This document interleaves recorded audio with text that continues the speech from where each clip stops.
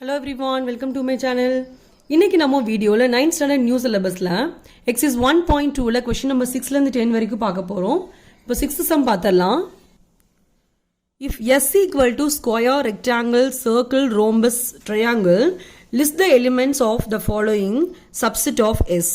இப்போ வந்து S வந்து அவங்க கொடுத்துட்டாங்க. நம்ம இப்போ எழுத போறது எல்லாமே வந்து இந்த S ஓட subsets. Okay? இதுல ஃபர்ஸ்ட் ஒன் பாருங்க. The set of shapes which have 4 equal sides. இதோட மீனிங் என்னன்னு பார்த்தீங்கன்னா இதில் கொடுத்துருக்க ஷேப்பில் வந்து எந்த ஷேப்புக்கு வந்து 4 ஈக்குவல் சைட்ஸ் இருக்கோ அதை தான் வந்து நம்ம இங்கே எழுத போகிறோம். அப்போ இங்கே பாருங்களேன், ஸ்கொயருக்கு வந்து 4 ஈக்குவல் சைட்ஸ் இருக்கா அப்படின்னா எஸ் இருக்குது. அப்போ நம்ம எழுதிக்கலாம் ஸ்கொயர். அடுத்து ரெக்டாங்கிளுக்கு 4 ஈக்குவல் சைட்ஸ் இருக்கான்னு பார்த்தா இல்லை. அப்போ ரெக்டாங்கிள் நம்ம இங்கே எழுதக்கூடாது. அடுத்து சர்க்கிளுக்கு இல்லை. ரோம்பஸ்க்கு 4 ஈக்குவல் சைட்ஸ் இருக்குது. அப்போ நம்ம இங்கே ரோம்பஸ் எழுதிக்கலாம். ஓகே, அடுத்து ட்ரையாங்கிளுக்குமே 4 ஈக்குவல் சைட்ஸ் கிடையாது. அப்போது நமக்கு ஃபர்ஸ்ட் ரோமன் என்ன கிடச்சிருக்கு? ஸ்கொயர் ரோம்பஸ்னு கிடச்சிருக்கு. இது வந்து இதோட சப்செட். ஏன்னா இதில் இருக்கிற எல்லாமே வந்து இங்கேயும் இருக்குது. ஓகே, இப்போ அடுத்து செகண்ட் ஒன் பாருங்க. The set of shapes which have radius.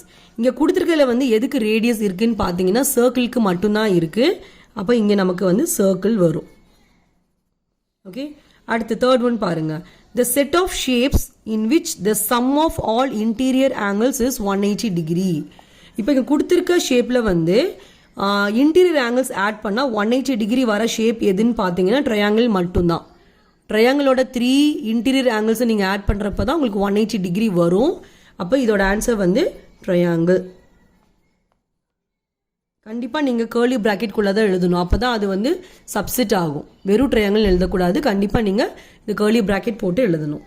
அடுத்து ஃபோர்த் ஒன் பாருங்கள். The set of shapes which have 5 sides. இப்போ இங்கே கொடுத்துருக்கல வந்து எதுக்கு 5 சைட்ஸ் இருக்குன்னு பாருங்கள். எதுக்குமே 5 சைட்ஸ் இல்லை. ஸ்கொயர், ரெக்டாங்கிள் இது எல்லாத்துக்குமே 4 சைட்ஸ் இருக்குது. சர்க்கிளுக்கு வந்து இது வந்து கர்வாக வரும். ரோம்பஸ்க்கு வந்துட்டு 4 சைட்ஸ் இருக்குது. ட்ரையாங்கிளுக்கு வந்து 3 சைட்ஸ் இருக்குது. அப்போ இங்கே எதுக்குமே வந்து 5 சைட்ஸ் இல்லை. அப்போ இதோட ஆன்சர் என்னன்னு பார்த்தீங்கன்னா null set. Okay, next 7th one பாருங்க. இஃப் ஏ ஈக்குவல் டுன்னு சொல்லிட்டு ஒரு செட் கொடுத்துட்டாங்க. Write all the subsets of A. ஏவோட சப்செட்ஸ் எல்லாமே வந்து எழுத சொல்லியிருக்காங்க. இப்போ நான் பாருங்க ஏ செட் எடுத்து எழுதிட்டேன். இப்போ சப்செட்ஸ் ஆஃப் ஏ வந்து நம்ம எழுத போகிறோம். The subsets of A R. இப்போ எல்லா செட்டுக்குமே நல் செட் வந்து ஒரு சப்செட். தெரிஞ்சுக்கோங்க, எந்த செட்டு கொடுத்தாலும் நல் செட் அப்படிங்கிறது அதோட சப்செட் தான். ஸோ இதில் நம்ம ஃபஸ்ட்டு வந்து நல் செட்டு தான் எழுத போகிறோம். ஓகே, இதை எழுதி முடிச்சதுக்கு அப்புறமா இந்த ஏல கொடுத்துருக்காங்க இல்லையா, அதில் இருக்க ஒரு எலிமெண்ட்டையும் வந்து நம்ம செட்டு ஃபார்மேட்டில் எழுத போகிறோம். இப்போ பாருங்களேன், இங்கே ஏக்குள்ள ஃபர்ஸ்ட் எலிமெண்ட் என்னது? ஏ தானே இருக்குது. அப்போ அதை வந்து நான் செட்டாக எழுதுறேன். ஏன்னா இந்த மாதிரி எழுதுறப்போது இதை சப்செட்னே நம்ம சொல்வோம் இல்லையா. வெறும் ஏ எழுதும் போது அது ஜஸ்ட் ஆல்ஃபபெட் தான். இந்த மாதிரி கேர்லி ப்ராக்கெட் போட்டிங்கன்னா தான் இதுக்கு பேர் செட். ஸோ நான் ஏ எழுதிட்டேன். அதுக்கப்புறம் இதில் செகண்ட் எலிமெண்ட் என்ன இருக்குன்னு பாருங்க. இந்த ஃபுல் ப்ராக்கெட் சேர்ந்தது தான் வந்து செகண்ட் எலிமெண்ட். ஏன்னா பாருங்க ஏ கமா அப்புறம் இது கொடுத்துட்டாங்க. அப்போ இதுதான் வந்து இங்கே செகண்ட் எலிமெண்ட். ஸோ இதை எடுத்து நான் எழுத போகிறேன். இங்கே ஏற்கனவே ப்ராக்கெட் போட்டுட்டதுனால நம்ம திரும்ப இன்னொரு ப்ராக்கெட் போட வேண்டாம். ஸோ ஏ கமா பி ப்ராக்கெட்குள்ளே நான் எடுத்து இது என்ன கொடுத்துருக்காங்களோ இதை அப்படியே பார்த்து நானே எழுதிட்டேன். ஓகே, ஃபஸ்ட்டு நம்ம நல் செட்டு போட்டோம்.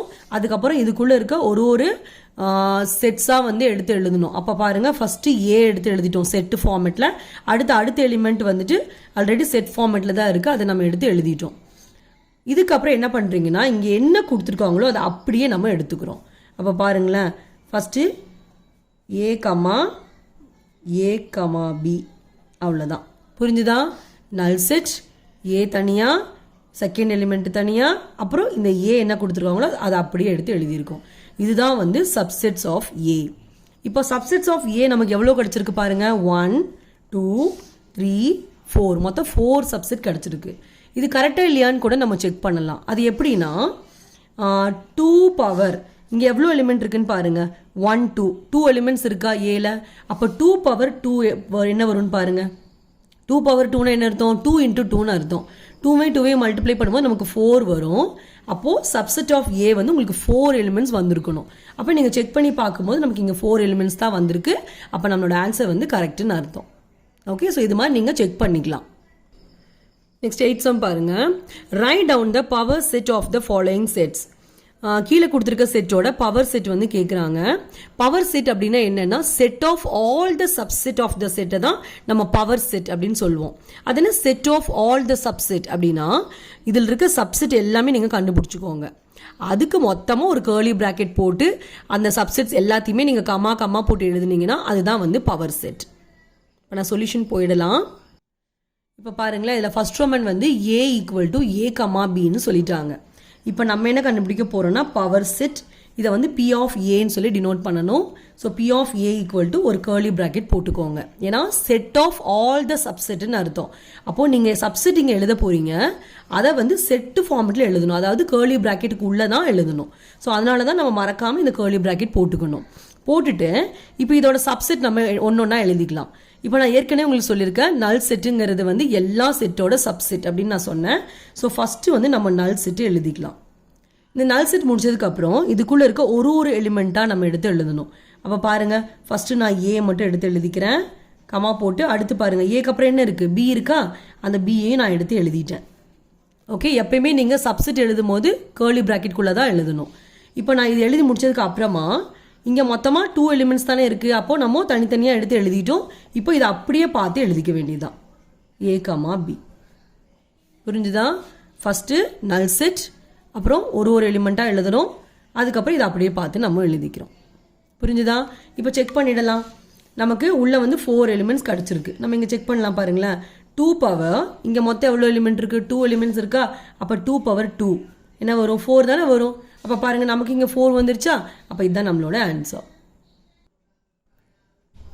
இப்போ அடுத்து பாருங்கள், B = 1, 2, 3. இங்கே நமக்கு 3 எலிமெண்ட்ஸ் இருக்குது. அப்போ ஆன்சரில் உங்களுக்கு எவ்வளோ எலிமெண்ட் வரும்னு பாருங்களேன். 2 பவர் 3 போடுங்க.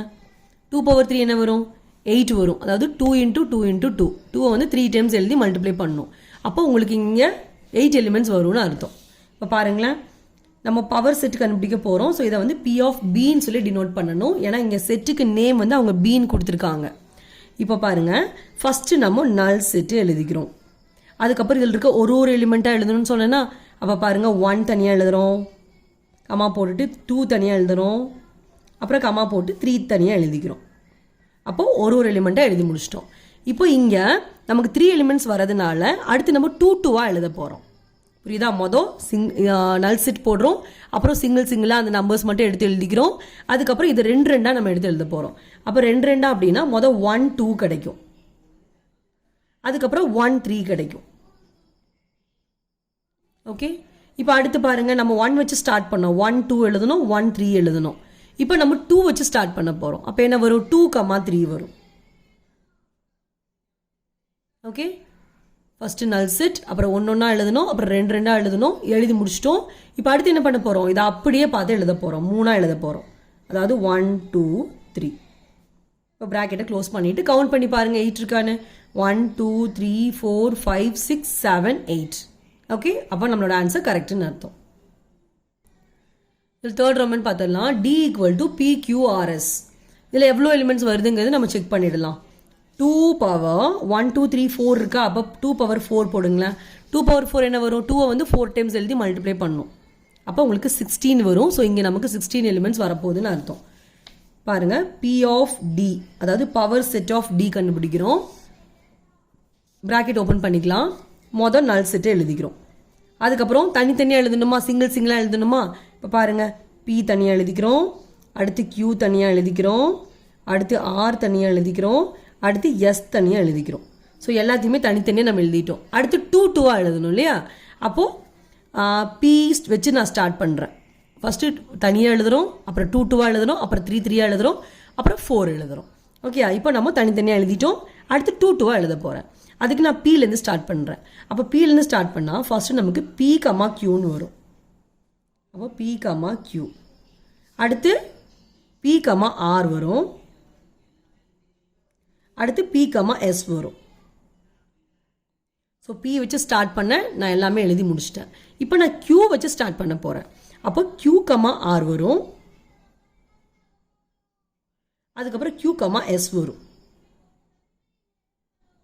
ரிவர்ஸில் போகாதீங்க, Q, Pன்னு எழுதாதீங்க. நம்ம இப்படி தான் பார்த்து எழுதணும், Q, R, Q, S. Okay, இப்போ Qவும் நம்ம கம்ப்ளீட் பண்ணிட்டோம். இப்போ R வச்சு ஸ்டார்ட் பண்ணுறோம். அப்போ R, S வரும். அவ்வளோதான். 2 2 எழுதி முடிச்சிட்டோமா? அடுத்து 3 3 எழுத போகிறோம். இப்போ பாருங்களேன் 3 3 எப்படி எழுதுறதுன்னு. இப்போ இதுலேயும் நான் P வச்சு ஸ்டார்ட் பண்ணுறேன். அப்போ PQR எழுதிக்கிறேன். அடுத்து PQS எழுதிக்கிறேன். ஓகே, இப்போ நான் PQR எழுதுனேன், அப்புறம் PQS எழுதுனேன். இப்போ Qவை விட்டுட்டு PRS எழுதுறேன். அவ்வளோதான். P வச்சு நம்ம எல்லாமே எழுதி முடிச்சிட்டோம். அடுத்து நான் Q வச்சு ஸ்டார்ட் பண்ணும்போது QRS மட்டும்தான் வரும். ஓகே, அப்போ 3யும் எழுதி முடிச்சிட்டோமா? அடுத்து 4 4 எழுதணும். 4 4 எழுதுறதுங்கிறது என்னது? இந்த கொஸ்டினை அப்படியே பார்த்து எழுதுறது தான். அதுதான் நம்மளோட லாஸ்ட் எலிமெண்ட்டும் கூட. ப்ராக்கெட்டை க்ளோஸ் பண்ணிவிட்டு கவுண்ட் பண்ணி பாருங்கள் 16 வந்திருக்கான்னு.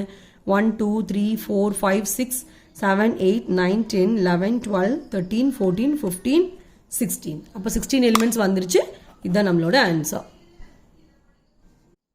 அடுத்து 4th ரோமன் பாருங்கள். E = நல் செட். இப்போ இதோட பவர் செட் கண்டுபிடிக்கணும். இதை வந்து நம்ம P of Eன்னு சொல்லி டினோட் பண்ணுவோம்.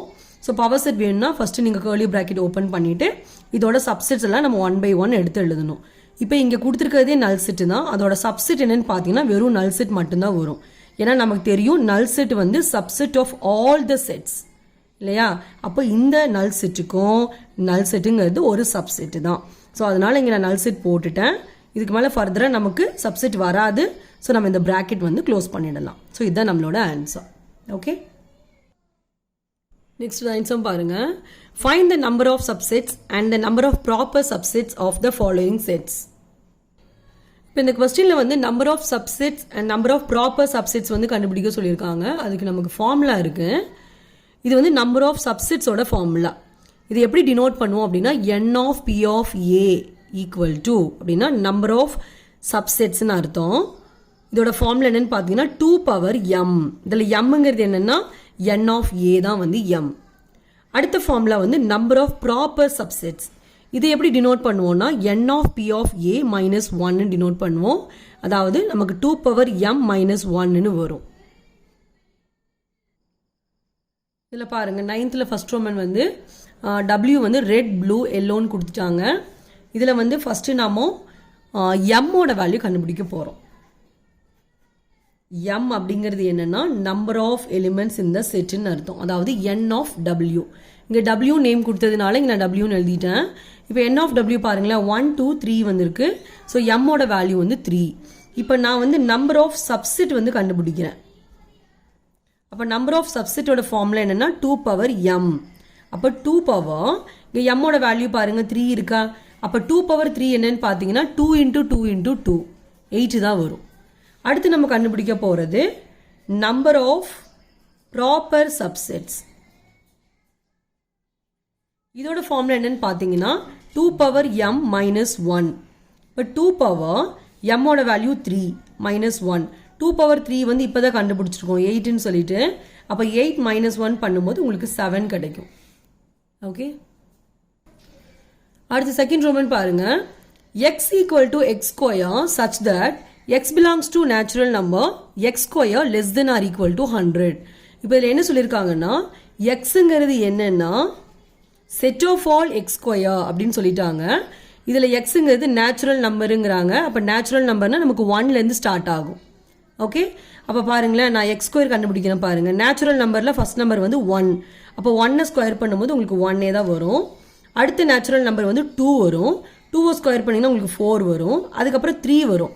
3 ஸ்கொயர் பண்ணால் 9 வரும். அடுத்து 4 ஸ்கொயர் வந்து 16 வரும்.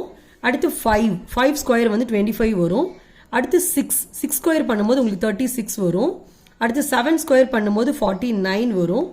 8 ஸ்கொயர் பண்ணும்போது 64 வரும். 9 ஸ்கொயர் பண்ணும்போது 81 வரும். 10 ஸ்கொயர் பண்ணும்போது உங்களுக்கு 100 வரும். இப்போ இங்கே நம்ம 100 எழுதணுமான்னு பார்த்தீங்கன்னா இங்கே ஈக்குவல் டு இருக்கா பாருங்க. X square less than or equal to 100ன்னு சொல்கிறாங்க. அப்போ இங்கே ஈக்குவல் டு இருக்குது. ஸோ நம்ம 100ஐயும் எடுத்துக்கலாம். ஓகே, இப்போ 100 தான் வந்து இங்கே லாஸ்ட் நம்பர். ஓகே, ஸோ நம்ம 100 வரைக்கும் இங்கே எழுதி முடிச்சிட்டோம். இப்போ பாருங்கள் நான் வந்து எம்மோட வேல்யூ கண்டுபிடிக்கிறேன், அதாவது என் ஆஃப் எக்ஸ் வந்து கண்டுபிடிக்கிறேன். இதில் எவ்வளோ நம்பர்ஸ் இருக்குன்னு கவுண்ட் பண்ணுறோம். 1 2 3 4 5 6 7 8 9 10. அப்போ எம் வந்து 10 இருக்கு. இப்போ நம்பர் ஆஃப் சப்செட்ஸ் நம்ம கண்டுபிடிச்சிக்கலாம் ஃபர்ஸ்ட். அப்போ நம்பர் ஆஃப் சப்செட்ஸோட ஃபார்முலா வந்து 2 பவர் எம். இப்போ 2 பவர் 10 நம்ம கண்டுபிடிக்கிறோம். அதாவது 2 வந்து 10 டைம்ஸ் எழுதி மல்டிப்ளை பண்ணணும். இப்போ 2 வந்து 10 டைம்ஸ் எழுதி மல்டிப்ளை பண்ணால் உங்களுக்கு 1024 கிடைக்குது. அப்போ நம்ம எழுதிக்கலாம். அடுத்து வந்து நம்ம நம்பர் ஆஃப் ப்ராப்பர் சப்செட் வந்து கண்டுபிடிக்க போகிறோம். இதோட ஃபார்முலா வந்து 2 பவர் எம் மைனஸ் 1. 2 பவர் எம்மோட வேல்யூ வந்து 10 மைனஸ் 1. 2 பவர் 10 பாருங்கள், ஏற்கனவே நம்ம கண்டுபிடிச்சிருக்கோம் 1024ன்னு சொல்லிட்டு. ஸோ 1024 மைனஸ் 1 பண்ணும்போது உங்களுக்கு 1023 வந்து கிடைக்குது. ஓகே, அடுத்து 10th கொஸ்டினில் ஃபர்ஸ்ட் ரோமன் பாருங்க. If n of a equal to 4 then find n of p of a. இதில் n ஆஃப் a வந்து அவங்க கொடுத்துட்டாங்க, நம்மளை வந்து n of p of a வந்து கண்டுபிடிக்க சொல்லியிருக்காங்க. இது என்னென்னா நம்பர் ஆஃப் சப்செட்ஸ் தான் n of p of a. இப்போ பாருங்க, இதுக்கு ஃபார்முலா நமக்கு தெரியும் 2 பவர் mன்னு சொல்லிட்டு. அப்போ அதுக்கு நமக்கு m வேணும் இல்லையா? mங்கிறது என்னது? n of a. அப்போ நம்ம இங்கே எழுதிக்கலாம், mனாலும் n ஆஃப் ஏனாலும் ரெண்டும் ஒன்று தான். அப்போ n ஆஃப் ஏ அவங்க 4ன்னு கொடுத்துருந்தாங்க இல்லையா? அப்படின்னா என்ன அர்த்தம்? m வந்து 4ன்னு அர்த்தம். இப்போ நான் ஃபார்முலா எழுதுனேன், n of p of A equal to 2 power m. 2 power 4. 2 power 4 வந்து உங்களுக்கு 16 வரும். அதாவது 2 வந்து நீங்கள் 4 டைம்ஸ் எழுதி மல்டிப்ளை பண்ணும்போது உங்களுக்கு 16 தான் ஆன்சராக கிடைக்கும். ஸோ இதுதான் நம்மளோட ஆன்சர். அடுத்து இதில் செகண்ட் ரோமன் பாருங்க. If n of A equal to 0 find n of p of a. இதில் n ஆஃப் a வந்து 0ன்னு கொடுத்தாங்க, நம்ம n of p of a கண்டுபிடிக்க போகிறோம். ஸோ அதுக்காக ஃபஸ்ட்டு நம்ம m எழுதிக்கலாம். mனாலும் n ஆஃப் ஏனாலும் ரெண்டும் ஒன்று தான். இது வந்து அவங்க 0ன்னு கொடுத்துருக்காங்க. இப்போ அடுத்து வந்து நான் n ஆஃப் p ஆஃப் ஏவோட ஃபார்முலா எழுதுகிறேன். 2 பவர் m. இங்கே 2 பவர் mக்கு பாருங்கள் 0ன்னு கண்டுபிடிச்சிருக்கோம். ஸோ 2 பவர் 0, எனி நம்பர் அதோட பவர் 0ங்கும் போது அதோட வேல்யூ வந்து 1. அப்போ 2 பவர் 0ட வேல்யூ 1 தான். ஸோ இதுதான் நம்மளோட ஆன்சர். ஓகே, இந்த தேர்ட் ரோமன் பாருங்க. If n of p of a equal to 256 find n of a. இதில் வந்து அவங்க n of p of a கொடுத்துட்டாங்க, n ஆஃப் a கேட்குறாங்க. இப்போ பாருங்களேன், n of p of a இது வந்து எவ்வளோ கொடுத்துருக்காங்க? 256ன்னு கொடுத்துருக்காங்க. நான் எடுத்து எழுதிட்டேன். இப்போ இதுக்கு நமக்கு ஒரு ஃபார்முலா இருக்குது, 2 பவர் m தான் அந்த ஃபார்முலா. ஸோ இதுக்கு பதிலாக நான் 2 பவர் mன்னு எழுதிட்டேன். ஓகே, இப்போ 256ஓட ஃபேக்டர்ஸ் வந்து நம்ம கண்டுபிடிக்க போகிறோம். 256 எழுதி இதோட ஃபேக்டர்ஸ் நம்ம கண்டுபிடிக்கிறோம் எல் டிவிஷன் மெத்தடில். அப்போ 2 டேபிள் எடுக்கும் போது 1 2s are 2, 2 2s are 4 வரும். 5ல் நீங்கள் 4 மைனஸ் பண்ணும்போது உங்களுக்கு 1 வரும். இப்போ நமக்கு 16 இருக்குது. அப்போ 8 2s are 16 வரும். இப்போ திரும்ப 2 டேபிள் எடுக்கும் போது 6 2s are 12 வரும், 4 2s are 8 வரும். திரும்ப 2 டேபிள் எடுக்கும் போது 3 2s are 6 வரும், 2 2s are 4 வரும். திரும்ப 2 டேபிள் எடுக்கும் போது 1 2s are 2 வரும். 3ல் 2 மைனஸ் பண்ணிங்கன்னா உங்களுக்கு 1 வரும். அப்போ இங்கே நமக்கு 12 வந்துடுது. 6 2s are 12. திரும்ப 2 எடுக்கும் போது 8 2s are 16 வரும். திரும்ப 2 எடுக்கும் போது 4 2s are 8 வரும். திரும்ப 2 எடுக்கும் போது 2 2s are 4. திரும்ப 2 எடுக்கும் போது இங்கே 1 2s are 2 கிடச்சிருச்சு. இப்போ 256க்கு நமக்கு எவ்வளோ 2 வந்திருக்கு பாருங்க. 1 2 3 4 5 6 7 8. அப்போ 8 2 வந்திருக்கா? அப்போ இதை நம்ம எப்படி எழுதலாம்னா 2 பவர் 8ன்னு எழுதிக்கலாம். புரியுதா? 256க்கு பதிலாக நம்ம 2 பவர் 8ன்னு கண்டுபிடிச்சிருக்கோம். இதுக்கு பதிலாக இதோட ஃபார்முலா 2 பவர் mன்னு நம்ம எழுதிட்டோம். இப்போ left hand side right hand side ரெண்டுலேயுமே நீங்கள் பார்க்கும்போது பேஸ் வந்து 2 இருக்குது. இதுதான் பேஸ்ன்னு சொல்லுவோம். இங்கே மேலே இருக்கிறது நம்ம பவர்னு சொல்லுவோம். அதாவது இது வந்து பவர்னு சொல்லுவோம், இதை வந்து பேஸ்ன்னு சொல்லுவோம். அப்போ லெஃப்ட் ஹேண்ட் சைடும் ரைட் ஹேண்ட் சைடும் பேஸ் வந்து சேமாக இருக்குது பாருங்களேன், நடுவில் ஈக்குவல் டு இருக்குது.